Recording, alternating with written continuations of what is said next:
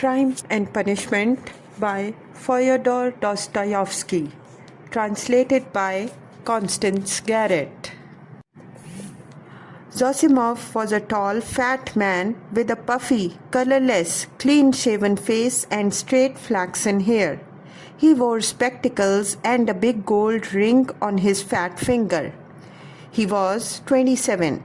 He had on a light grey, fashionable loose coat, light summer trousers, and everything about him loose, fashionable, and spick and span.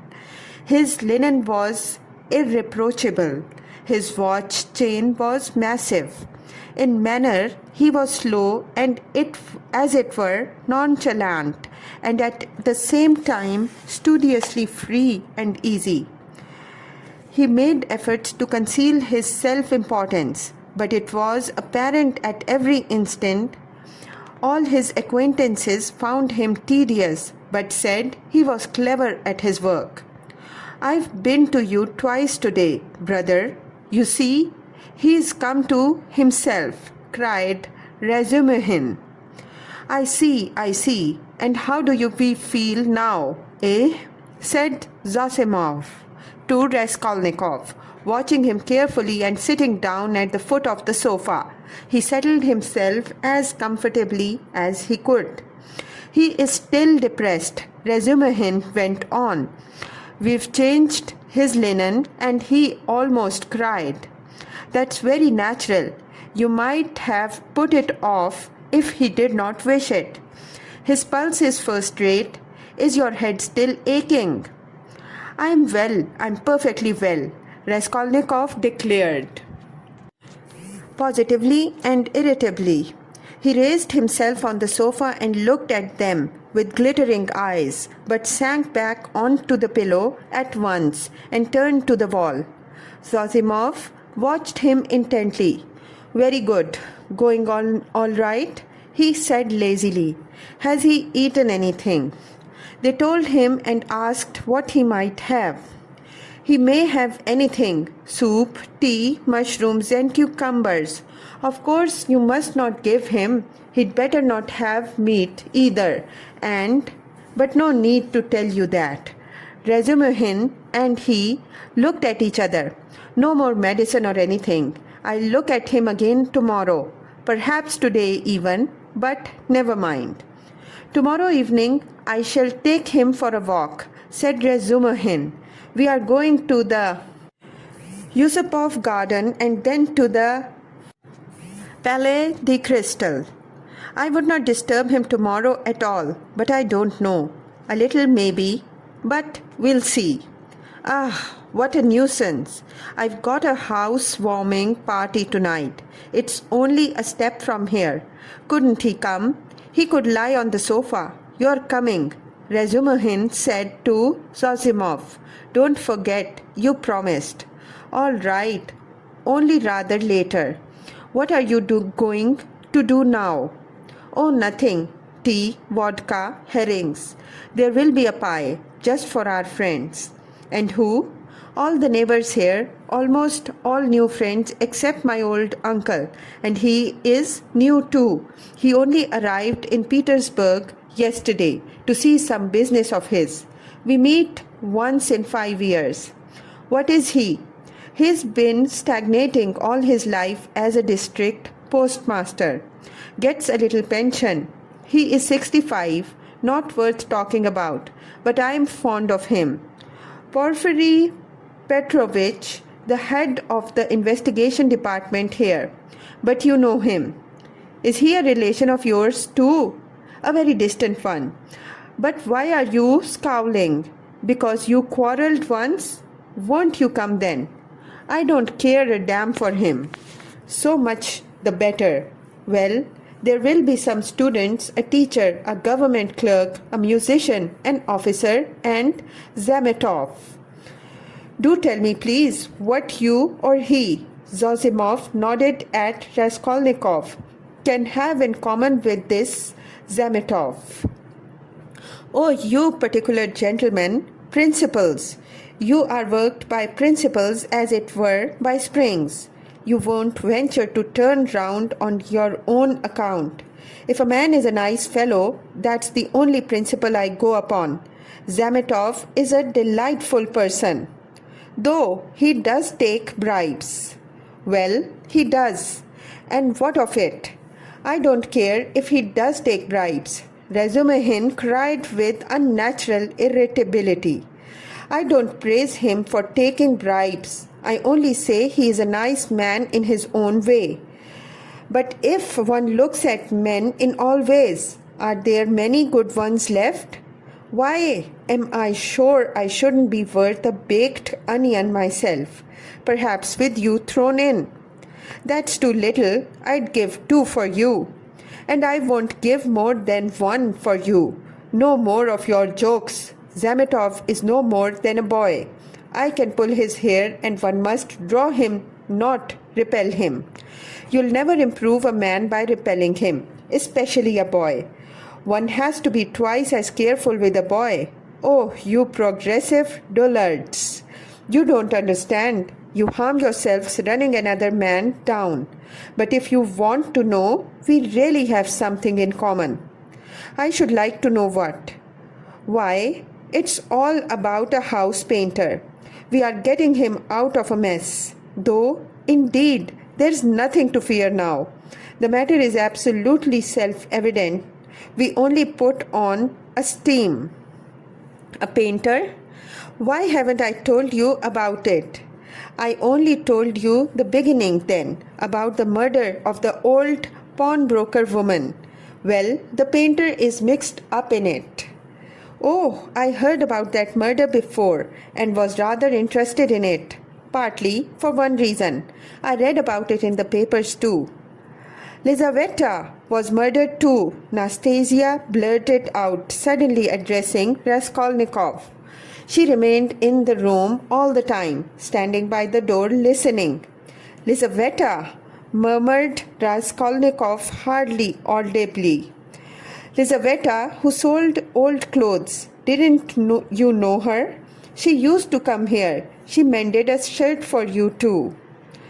Raskolnikov turned to the wall where, in the dirty yellow paper, he picked out one clumsy white flower with brown lines on it and began examining how many petals there were in it, how many scallops in the petal and how many lines on them. He felt his arms and legs as lifeless as though they had been cut off. He did not attempt to move but started obstinately at the flower. But what about the painter? Zozimov interrupted Nastasia's chatter with marked displeasure. She sighed and was silent.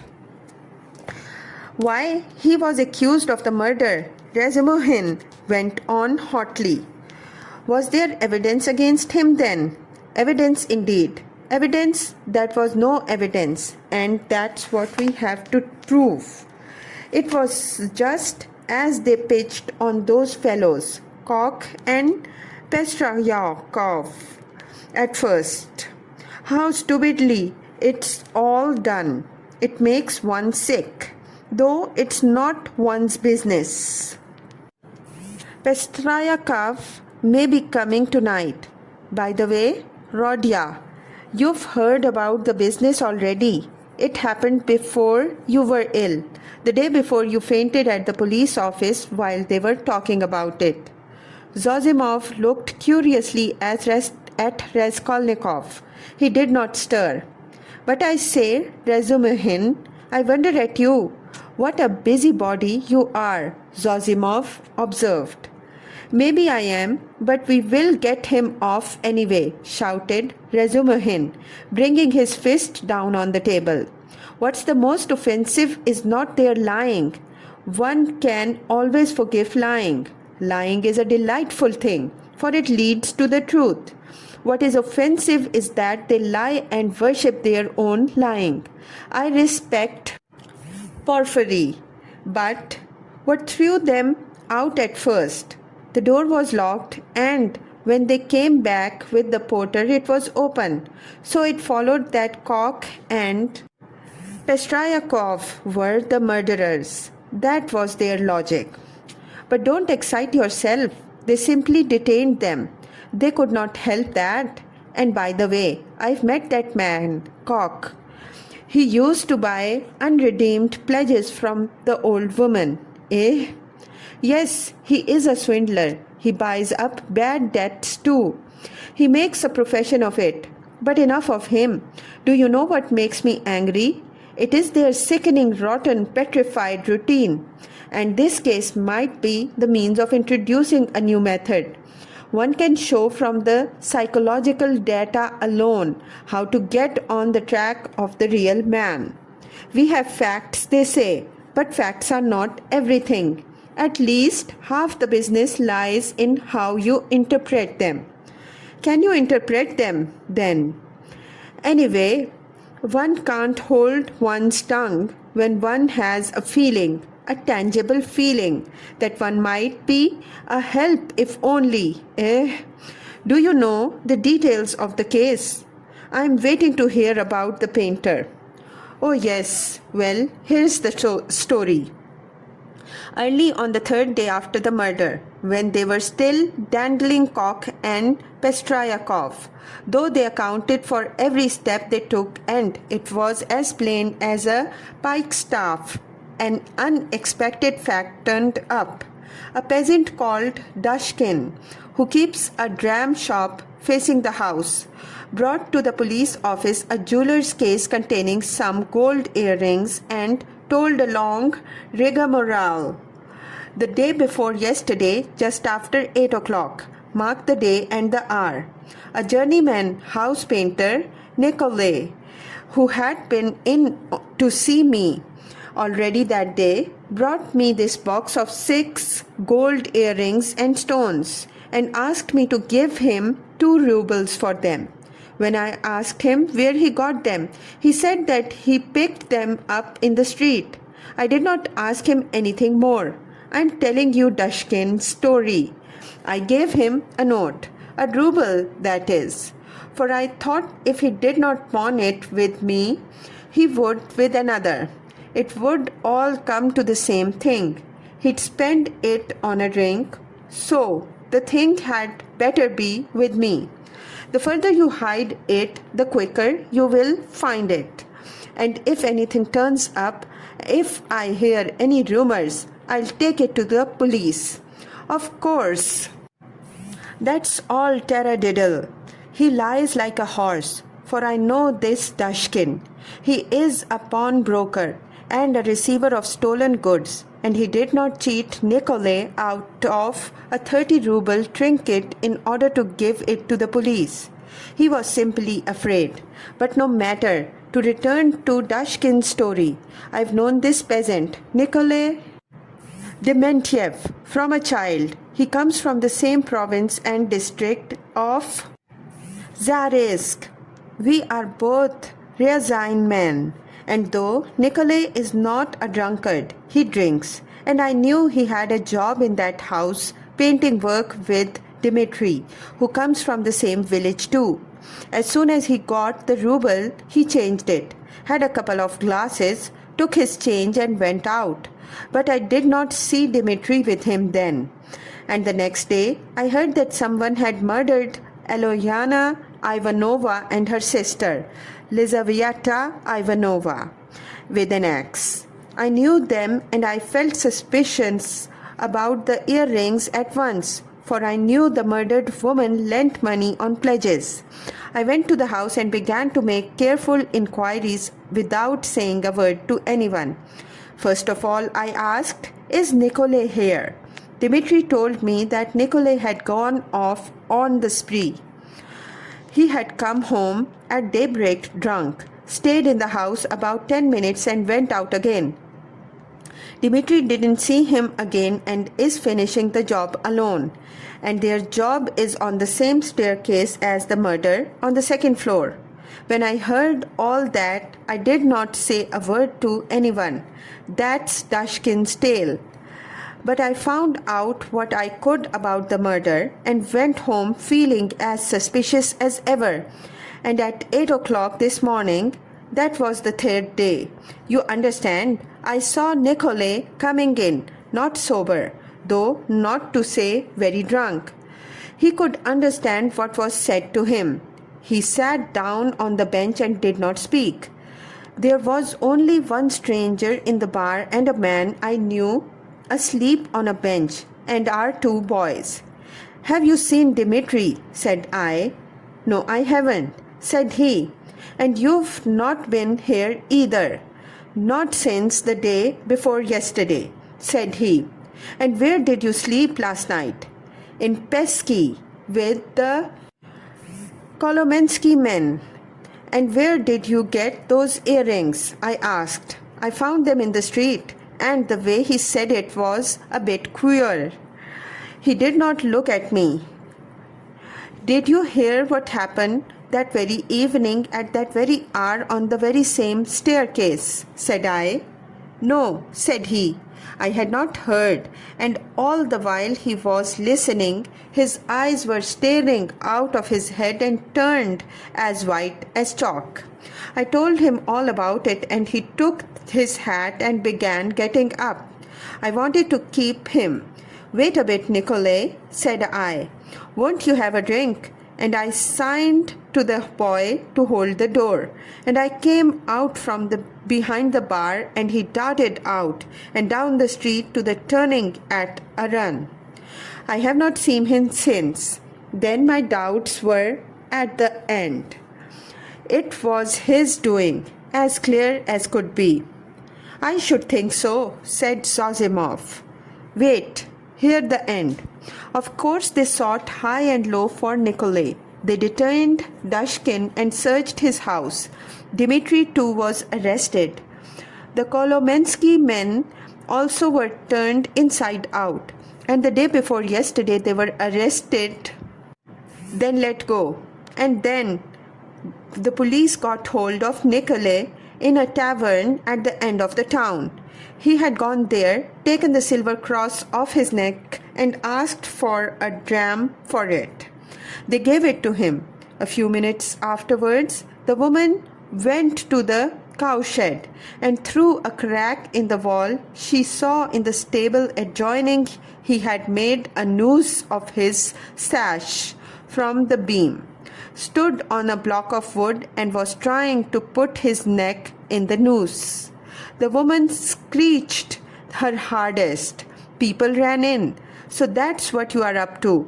Take me," he says, "to such and such a police officer. I'll confess everything." Well, they took him to that police station. That is here, with a suitable escort. So they asked him this and that, how old he is, 22, and so on. At the question, "When you were working with Dmitri, didn't you see anyone on the staircase at such and such a time?" Answer, "To be sure, folks may have gone up and down, but I did not notice them. And didn't you hear anything, any noise, and so on?" "We heard nothing special." "And did you hear, Nikolay, that on the same day, widow so-and-so and her sister were murdered and robbed?" "I never knew a thing about it.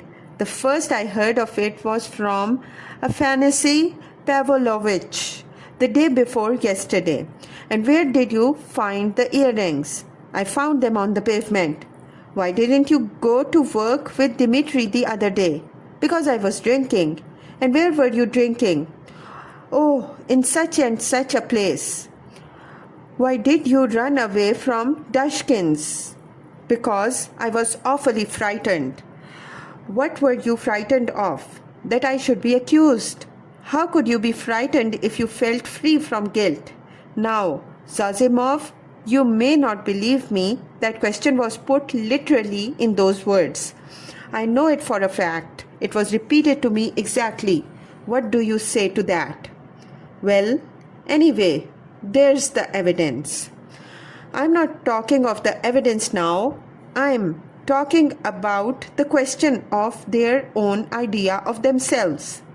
Well, so they squeezed and squeezed him, and he confessed. I did not find it in the street, but in the flat where I was painting with Dmitri. And how was that? Why, Dmitri and I were painting there all day, and we were just getting ready to go, and Dmitri took a brush and painted my face, and he ran off, and I ran after him. I ran after him, shouting my hardest, and at the bottom of the stairs, I ran right against the porter and some gentlemen. And how many gentlemen were there? I don't remember. And the porter swore at me, and the other porter swore too, and the porter's wife came out and swore at us too. And a gentleman came into the entry with a lady, and he swore at us too, for Dmitri and I lay right across the way. I got hold of Dmitri's hair and knocked him down and began beating him. And Dmitri too caught me by the hair and began beating me. But we did it all, not for the temper, but in a friendly way, for sport. And then Dmitri escaped and ran into the street, and I ran after him, but I did not catch him and went back to the flat alone. I had to clear up my things. I began putting them together, expecting Dmitri to come. And there, in the passage, in the corner by the door, I stepped on the box. I saw it lying there, wrapped up in a paper. I took off the paper, saw some little hooks, undid them, and in the box were the earrings. Behind the door, lying behind the door, behind the door, Raskolnikov cried suddenly, staring with a blank look of terror at Razumihin, and he slowly sat up on the sofa, leaning on his hand. Yes, why? What's the matter? What's wrong? Razumihin too got up from his seat. Nothing, Raskolnikov answered faintly, turning to the wall. All went silent for a while. He must have waked from a dream, Razumihin said at last, looking inquiringly at Zossimov. The latter slightly shook his head. Well, go on, said Zossimov. What next? What next? As soon as he saw the earrings, forgetting Dmitri and everything, he took up his cap and ran to Dashkin, and as we know, got a ruble from him. He told a lie, saying he found them in the street, and went off drinking. He keeps repeating his old story about the murder. I know nothing of it, never heard of it, till the day before yesterday. And why didn't you come to the police till now? I was frightened. And why did you try to hang yourself? From anxiety. What anxiety? That I should be accused of it. Well, that's the whole story. And now, what do you suppose they deduce from that? Why, there's no supposing. There's a clue, such as it is a fact. You wouldn't have your painter set free. Now they've simply taken him for the murderer. They haven't a shadow of a doubt. That's nonsense. You are excited, but what about the earrings? You must admit, if on the very same day and hour, earrings from the old lady's box have come into Nikolai's hands, they must have come there somehow. That's a good deal in such a case. How did they get there? How did they get there? Cried Razumihin. How can you, a doctor whose duty it is to study man and who has more opportunity than anyone else for studying human nature, how can you fail to see the character of the man in the whole story? Don't you see at once that the answers he has given in the examination are in the holy truth? And they came into his hand precisely as he told us. He stepped on the box and picked it up. The holy truth? But didn't he own himself that he told a lie at first? Listen to me. Listen attentively. The porter and cock and Pestryakov and the other porter and the wife of the first porter and the woman who was sitting in the porter's lodge and the man Kryakov, who had just got out of a cab at that minute and went in at the entry with the lady on his arm. That is 8 or 10 witnesses agree that Nikolai had Dmitri on the ground, was lying on him, beating him, while Dmitri hung on to his hair, beating him too. They lay right across the way, blocking the thoroughfare. They were sworn at on all sides, while they, like children, the very words of the witnesses, were failing to get up, squealing, fighting and laughing with the funniest faces and chasing one another like children. They ran into the street. Now, take careful note. The bodies upstairs were warm, you understand, warm when they found them. If they were, or Nikolai alone had murdered them and broken open the boxes or simply taken part in the robbery, allow me to ask you one question. Do their state of mind, their squeals and giggles and childish scuffing at the gate fit in with axes, bloodshed, fiendish cunning robbery? They just killed them not 5 or 10 minutes before, for the bodies were still warm, and at once leaving the flat open, knowing that people would go there at once, flinging away their booty. They rolled about like children, laughing and attracting general attention, and there are a dozen witnesses to swear all that. Of course it is strange, it's impossible indeed, but no brother, no buts. And if the earrings being found in Nikolai's hands at the very day and hour of the murder constitutes an important piece of circumstantial evidence against him, although the explanation given by him accounts for it, and therefore it does not tell seriously against him, one must take into consideration the facts which prove him innocent, especially as they are facts that cannot be denied. And do you suppose, from the character of our legal system, that they will accept, or that they are in a position to accept this fact, resting simply on a psychological impossibility, as irrefutable and conclusively breaking down the circumstantial evidence for the prosecution? No, they won't accept it. They certainly won't, because they found the jewel case and the man tried to hang himself, which he could not have done if he hadn't felt guilty. That's the point. That's what excites me. You must understand. Oh, I see you are excited. Wait a bit. I forgot to ask you. What proof is there that the box came from the old woman?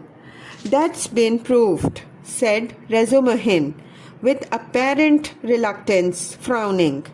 Koch recognized the jewel case and gave the name of the owner, who proved conclusively that it was his. That's bad. Now, another point.